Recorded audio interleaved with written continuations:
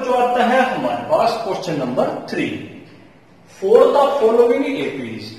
Question number 3 में 4 parts हैं और ये सारे के सारे क्या बोल दिए उसने, एपी बोल दिए। अगर एपी बोल दिए तो डिफरेंस कैसा आएगा, डिफरेंस क्या आएगा, सेम आएगा, इक्वल आएगा, फिक्स आएगा।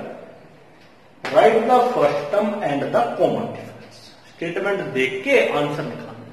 क्या बताना है, कॉमन डिफरेंस और फर्स्ट टर्म बतानी है। तो ये देखो बच्चों, हाथों हाथ विदिन सेकंड होता है। तो यहां हम इसका अगर सॉल्यूशन लिखते हैं तो क्या आएगा, एक बार इसको लिख लेते हैं। गिवन एपी इज, क्या एपी आ गई 3, हमारे पास एपी क्या आती है 3, 1 -1 -3 और फिर 2। तो फर्स्ट टर्म यहां से क्या आई, क्लियरली फर्स्ट टर्म को हम क्या लिखते हैं, A1 लिखते हैं। क्या आएगी, जो फर्स्ट पोजीशन बैठी हो। कौन है फर्स्ट पोजीशन पे, 3 है, तो बच्चों फर्स्ट टर्म आ गई। अब कॉमन डिफरेंस पूछता है, कॉमन डिफरेंस कैसे निकालते हैं हम, कोई भी 2 लगातार टर्म ले लें, 2 कंटिन्यूअस टर्म्स ले लें। हम 2 कंटिन्यूअस टर्म्स कौन सी ले लें, हमने सपोज ये ले ली 3 and 1, तो यह आएगी, ये A1 है और ये A2 है। तो हम A2 में से A1 को सब्ट्रैक्ट करेंगे। A2 कौन है, 1 है, A1 कौन है, 3 है। तो सब्ट्रैक्ट करके क्या आएगा हमारे पास, -2 आ गया। ऐसे ही हम अगर इनको सब्ट्रैक्ट करते तो भी यही आता, इनको करते तो भी यही आता। आ गया हमारे पास। अब इसे लिख दो यहां पे, the first term is 3 and common difference is -2। तो बच्चों आपको ये पूरा लिखना है, एफ टी और सी डी लिखना।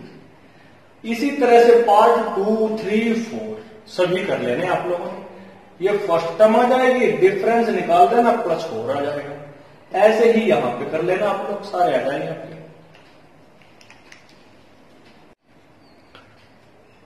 नेक्स्ट बच्चों हमारे पास आता है question number 4 and this is the last question of exercise 5.1 and this question have 15 parts and I will solve only 2 parts and rest of all for you. मैं सिर्फ 2 part solve करूंगा, बचे हुए सभी पार्ट आपने खुद कर दिए। देखें क्या है, which of the followings are APs. 15 के 15 पार्ट में से हमें यह बताना है कि कौन कौन एपी बनते हैं। If they form an AP, अगर वो एपी बनते हैं तो find the common difference, common difference निकालना है। एंड राइट 3 मोर टर्म्स, जो एपी बनते हैं सिर्फ उनमें। अगर पहले चेक करेंगे हम कि एपी है या नहीं है, किसके बेस पे, डी के बेस पे। अगर एपी बन जाते हैं then we have to find common difference and 3 next terms। चलिए देखते हैं। ये पार्ट नंबर 1 है, ये दे रखिए हमारे 2, 4, 8, 16 अप टू दिस। यहां से ये हमारे पास फर्स्ट टर्म है, फर्स्ट टर्म है तो मैं इसको A1 लिख सकता हूं। फिर हमारे पास A2 आता है, फिर हमारे पास A3 और फिर A4। ये 4 टर्म दी है। एपी चेक करना है, किसके बेस पे करेंगे, on the basis of difference. निकालते हैं। Now first of all we have to find out D1। D1 is the difference between second term and first term and which is equal to A2 is 4 and A1 is 2। So D1 is equal to 2। D1 we have equal to 2। Next we find D2। D2 is the difference between A3 and A2. A3 is 8 and A2 is 4 and the difference is 4. Here D1 is equal to 2 and D2 is equal to 4 and they are not equal. दोनों equal नहीं है। अगर equal नहीं है तो वो AP नहीं बनेगी। हम यहां पे D3 भी फाइंड आउट करते हैं। अगर ये 2 इक्वल आते हैं, ये दोनों ही इक्वल नहीं आए तो D3 तो फाइंड आउट करने की जरूरत है ही नहीं। तो क्या एपी बनी, नहीं बनी। क्या लिख देंगे हम यहां पे, since D1 does not equal to D2. This implies they did not make an AP. ये क्या नहीं बना रहे हैं?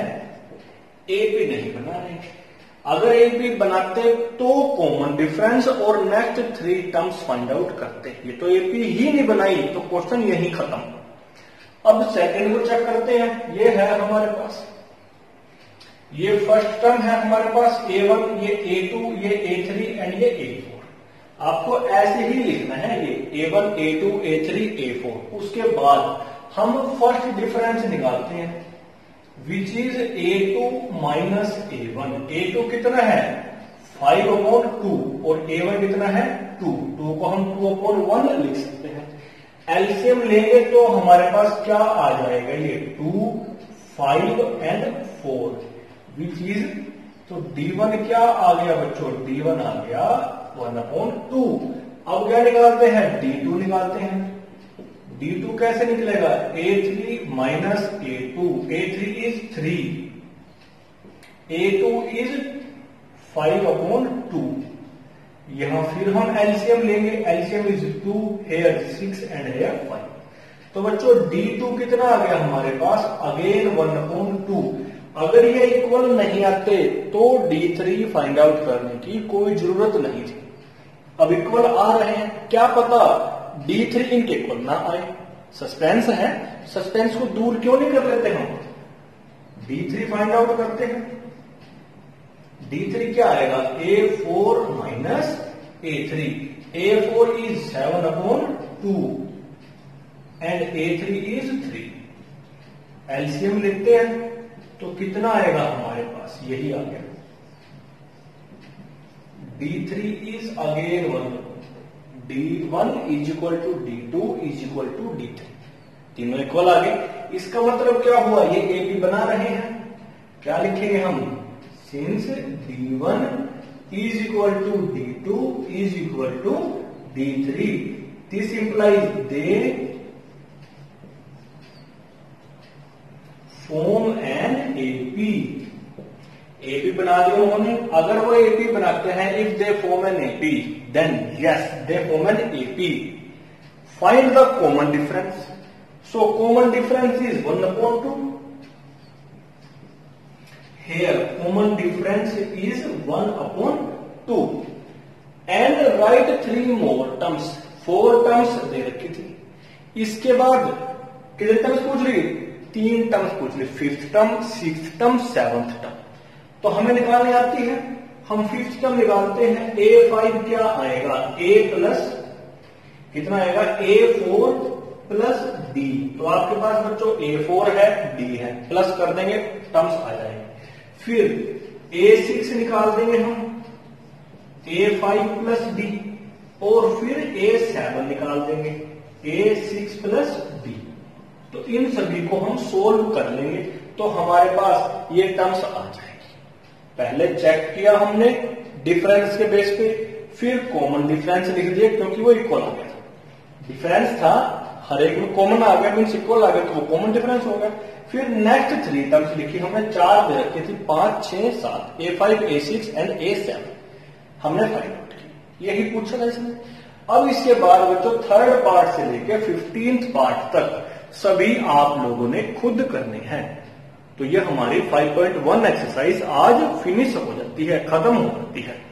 आपको जितने भी डाउट आएंगे कमेंट सेक्शन में बच्चों आप लोग पूछ सकते हैं।